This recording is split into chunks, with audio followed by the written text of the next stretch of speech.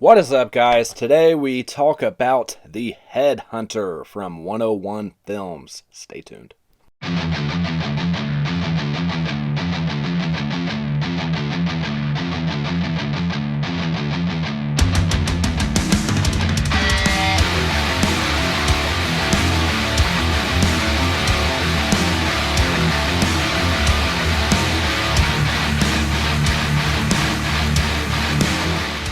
Alright guys, what's up? Welcome back to the channel, back with another review, this time for The Headhunter, 101 Films release. This film came out in 2018, but I believe this is the first time on Blu-ray for this, aside from a release, a French release.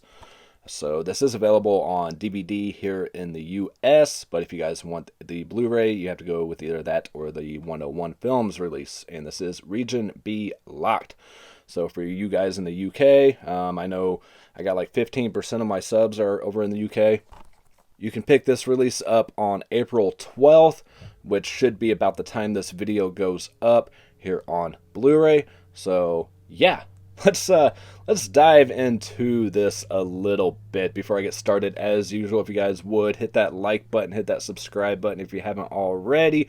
Drop down the description box, check out all the links to the social media, the Patreon page, all that good stuff, the merch store, and everything, if you would be so kind.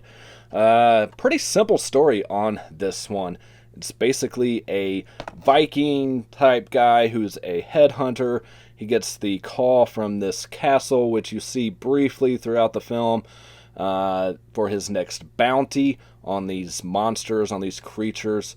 You never really know why or anything like that. You don't know what they did or anything, but you do know what one of them did, and that is the basis for this whole film, is one of them took the life of his daughter.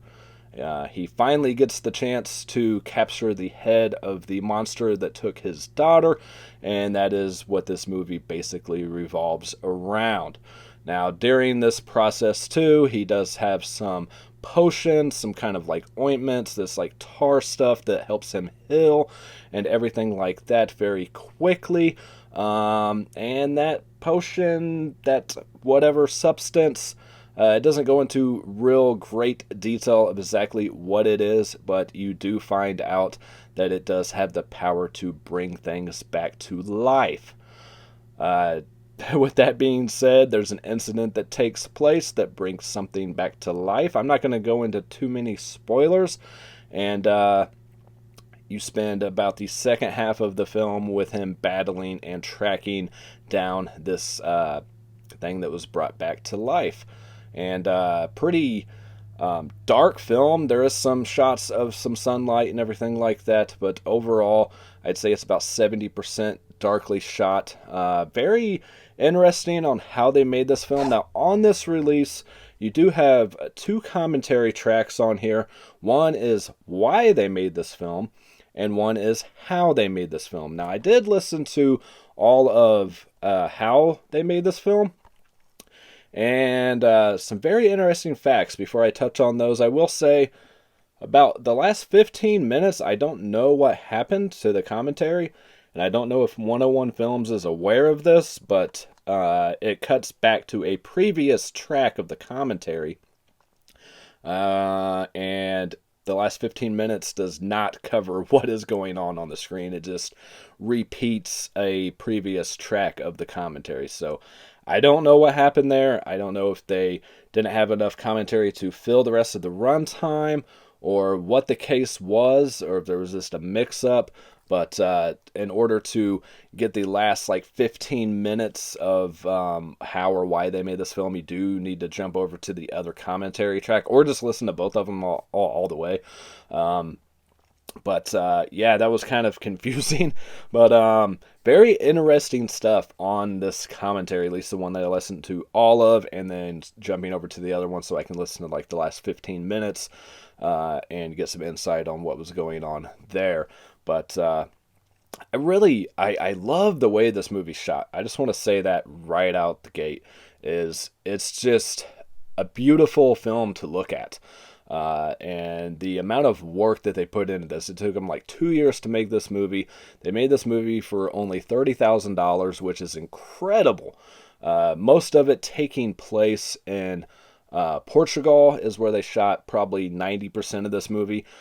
Did some pickup shots in California and Mammoth Lake area in Mammoth, California, and did a few shots in Norway as well. Had to look over at my notes for a second. But yeah, like 90% of it being shot in Portugal. And the opening scene, I love like snowy setting type films, especially darker films, horror films, things like that. And the opening scene really drew me into this movie right off of the bat with the snowy setting, which they did shoot in Portugal.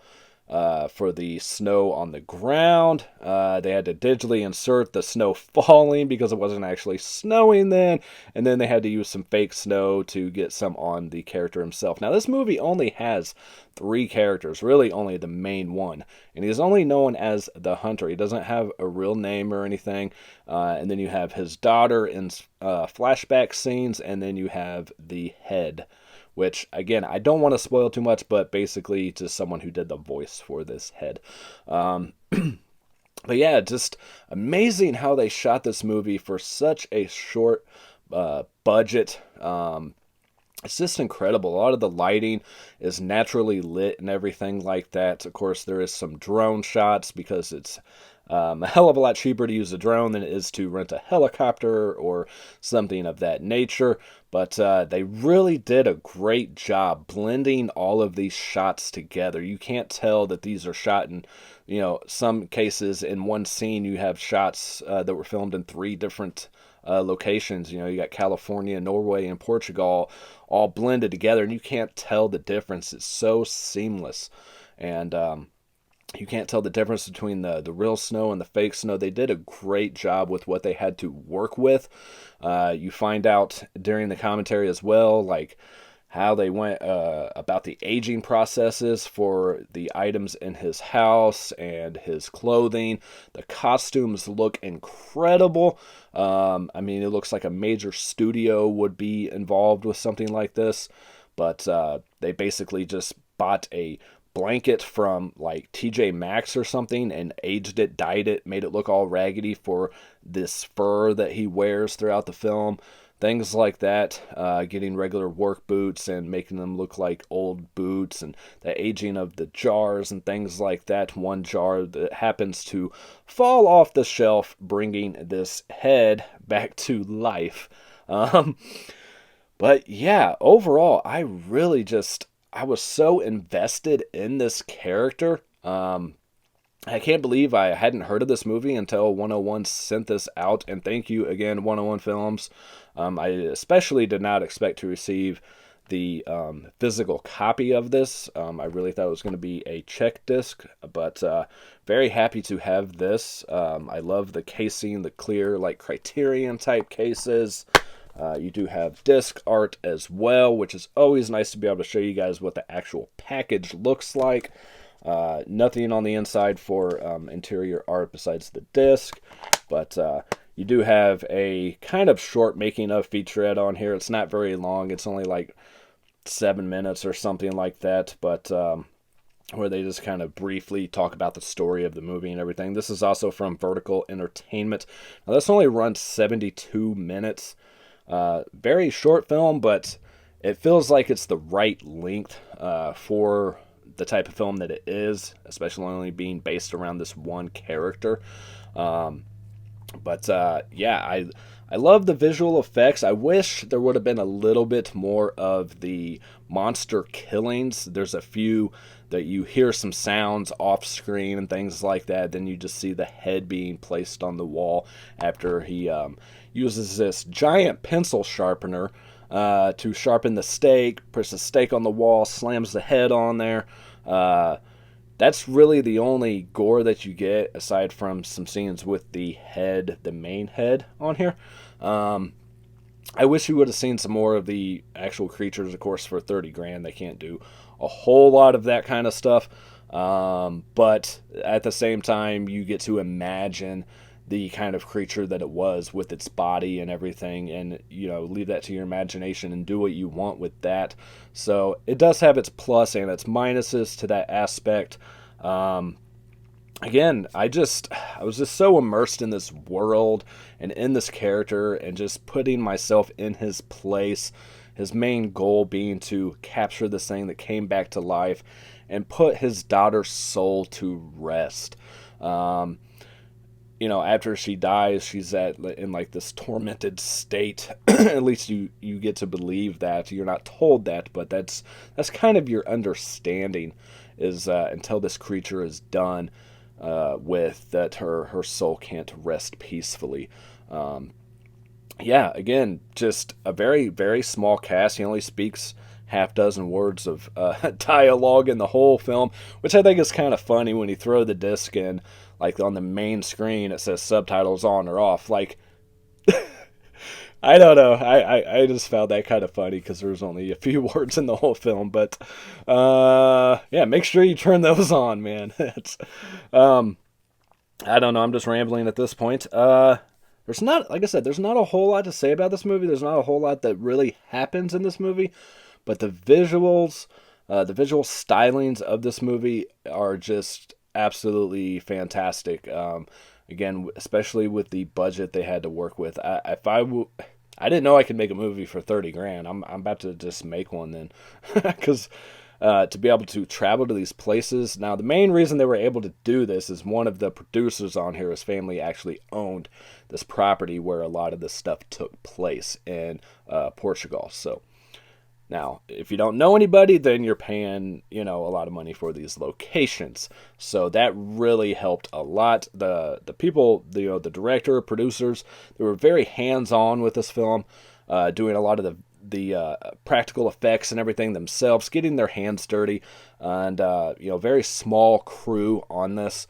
And again, a lot of the lighting being done only by torchlight, like on camera. No other lighting at all. There's some scenes where there's some candles lighting the scene, and they even made sure they went out of their way and got these candles from people, villagers local to this area. They hand make these candles, so it doesn't look like something they just store bought or anything like that. They really wanted everything on the set to be of that time period, which I am so grateful for.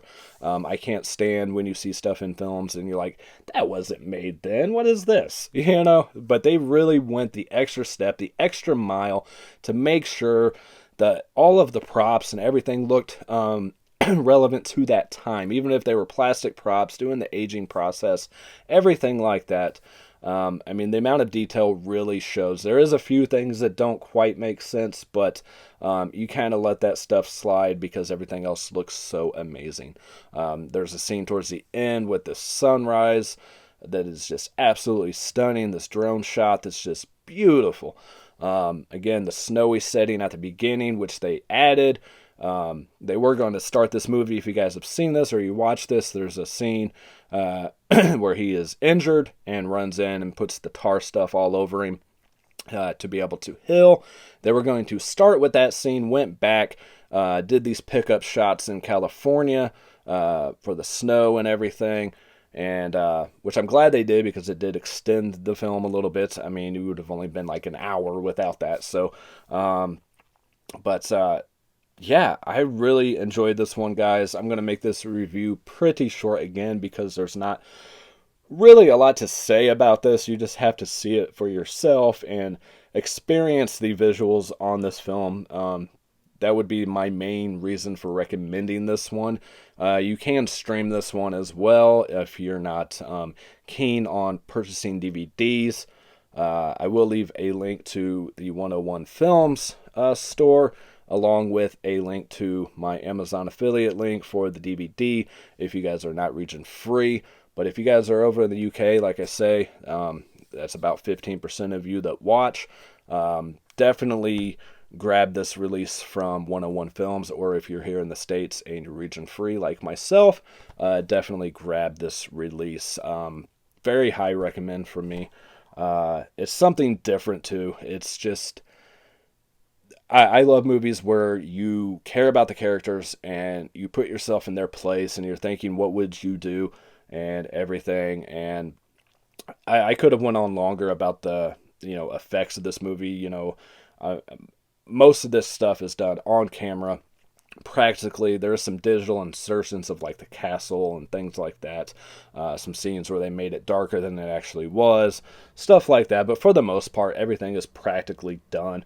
And yeah, it's just a great release. I don't know if these commentaries are on the US DVD.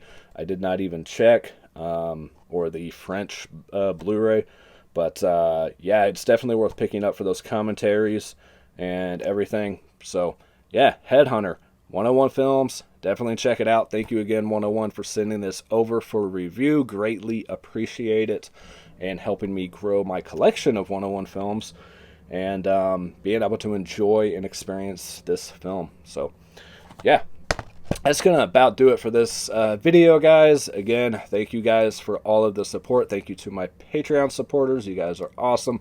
And stay tuned for more giveaways, reviews, live streams, updates, things like that. Again, if you guys are new to the channel, hit that subscribe button, hit that bell icon, stay informed on when I upload videos, which is usually 2 to 3 times a week, if not more. So yeah, all right, that's gonna do it, guys. As always, peace, love, happiness to all of you, and I will catch you next time. Later.